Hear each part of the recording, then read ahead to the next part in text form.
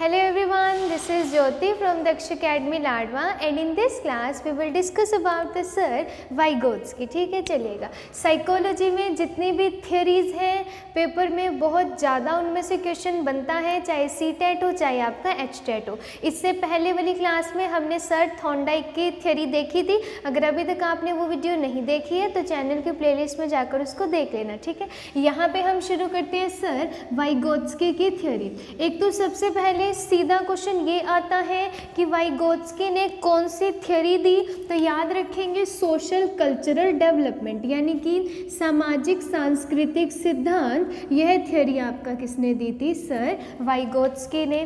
ठीक है, दूसरा यहाँ से सीखेंगे कि वाइगोत्स्की कहाँ के निवासी थे, तो ये कौन थे? हमारे रशियन साइकोलॉजिस्ट। ठीक है, रशिया के थे। 1896 में इनका क्या हुआ था? बर्थ हुआ था। लेकिन ये जो थे ना, इनके जो ये मतलब इनकी ना डेथ बहुत जल्दी हो गई थी। आपका जब ये 38 ईयर में ही इनकी क्या हो गई थी? डेथ हो गई थी। और जो इनके वर्क को इम्पोर्टेंस मिली थी, इनके काम को जो इम्पोर्टेंस मिली थी ना, इनके वर्क को इम्पोर्टेंस, वो आफ्टर हिज डेथ, वो इनकी डेथ के बाद ही इनके काम को इम्पोर्टेंस मिली थी। ठीक है, दूसरा यहाँ से अगर हम सीखें, इन्होंने कहा था कि बच्चे को अगर आपने कुछ भी लर्निंग करानी है ना, तो उसमें सबसे ज़्यादा रोल आपका किसका होता है? एनवायरनमेंट का होता है। सबसे ज़्यादा रोल आपका वातावरण का होता है। अगर बच्चे को आपने क्या करना है? लर्निंग करानी है, तो सबसे ज़्यादा रोल किसका हो जाएगा? आपका एनवायरनमेंट का हो जाएगा। यहाँ से एक क्वेश्चन और आता है, और इन्होंने क्या कहा था? आपने ये तो कह दिया सबसे ज़्यादा रोल किसका है? एनवायरनमेंट का है, लेकिन एनवायरनमेंट में भी वो कैसे सीखता है? ये क्वेश्चन बहुत बार रिपीट होता है कि जो बालक है ना, वो समाज के साथ मतलब कि सोशल होके वो अंतः क्रिया द्वारा सीखता है। कैसे सीखता है वो? अंतः क्रिया द्वारा, मतलब कि सोसाइटी से इंटर रिलेशन बनाकर वो जो है चीज़ों को सीखता है, अंतः क्रिया द्वारा सीखता है। दूसरा अगर मैं यहाँ से बात करती हूँ, इन्होंने क्या था? मेन आपका 3 चीज़ों के बारे में बताया जहाँ से हमारा सबसे ज़्यादा क्वेश्चन बनता है। एक तो इन्होंने बताया स्काफ फोल्डिंग यानी कि आपका समीपस्थ, एक इन्होंने दिया ZPD, एक दिया इन्होंने MKO। एक एक करके इनके बारे में सीखते हैं। सबसे पहले अगर मैं बात करूँ स्काफ फोल्डिंग मतलब कि समीपस्थ विकास का सिद्धांत। अब इसमें होता क्या है? सिंपल लैंग्वेज में सीखिएगा।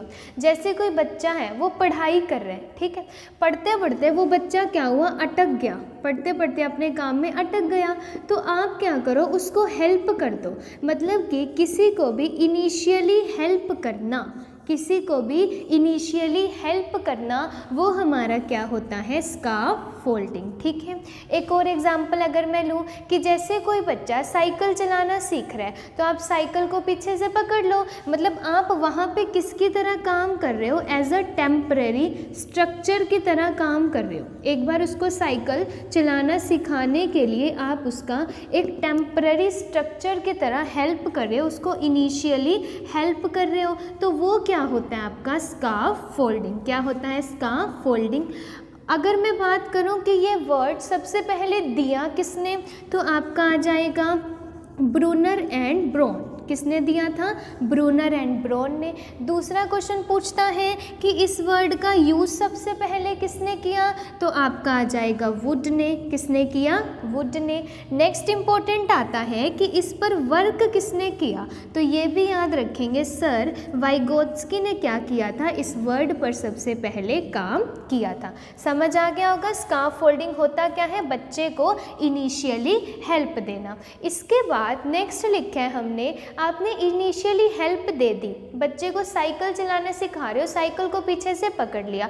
जब वो पूरी साइकिल चलाना सीख जाएगा या पढ़ते पढ़ते वो अटका, हमने हेल्प करी, जब वो अपने काम में सीख जाएगा, मतलब हमारी इनिशियली हेल्प के बाद जब उसको सक्सेस मिल जाएगी ना, क्या मिल जाएगी? उसको सक्सेस मिल जाएगी, तो उसको बोला जाता है ZPD। क्या बोला जाता है उसको? ZPD। कई बार पेपर में इसकी फुल फॉर्म ही पूछ ली जाती है इम्पोर्टेंट, तो वो हो जाएगा zone of proximal development. Zone of proximal development, मतलब कि निकट विकास का क्षेत्र, जिसमें आप बच्चे को थोड़ी सी भी हेल्प करो और वो सक्सेस पर पहुंच जाए, तो वो होता है आपका ZPD। सिंपल लैंग्वेज में अगर बोलूँ, इधर लिखा हमने स्कार्फ फोल्डिंग, यहाँ पे हमने बच्चे को हेल्प करी, जब उसको सक्सेस मिल गई तो वो कहाँ पे पहुँच गया, आपका ZPD।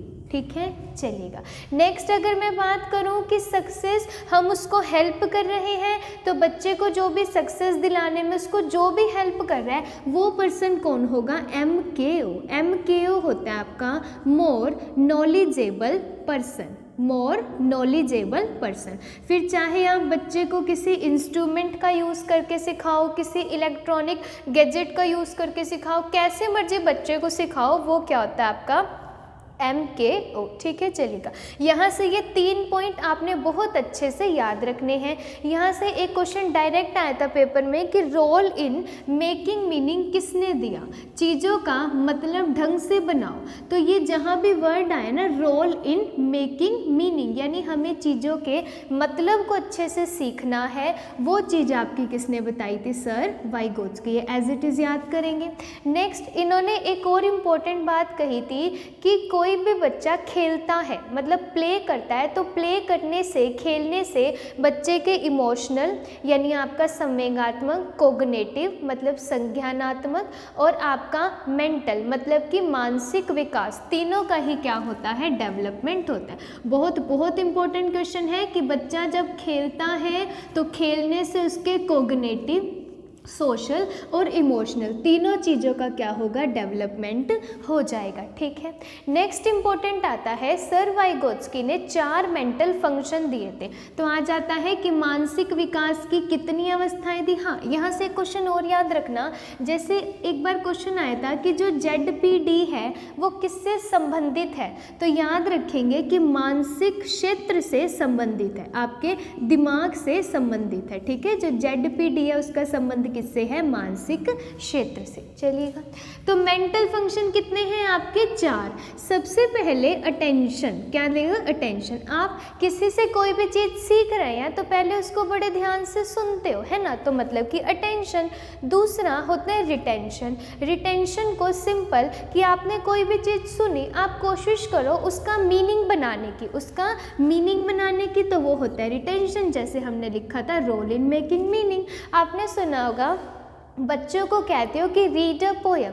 अब रीड अ पोयम या रिसाइट अ पोयम, दोनों में क्या फ़र्क है। रीड अ पोयम में तो बच्चा सिंपल रीड कर रहा है, और रिसाइट अ पोयम में क्या करता है, वो उसका मीनिंग भी देखता है। तो हमें यहाँ से क्या करना है, रिटेंशन मतलब अवधारणा, बच्चा जो भी सुन रहा है उसका मीनिंग भी देखे।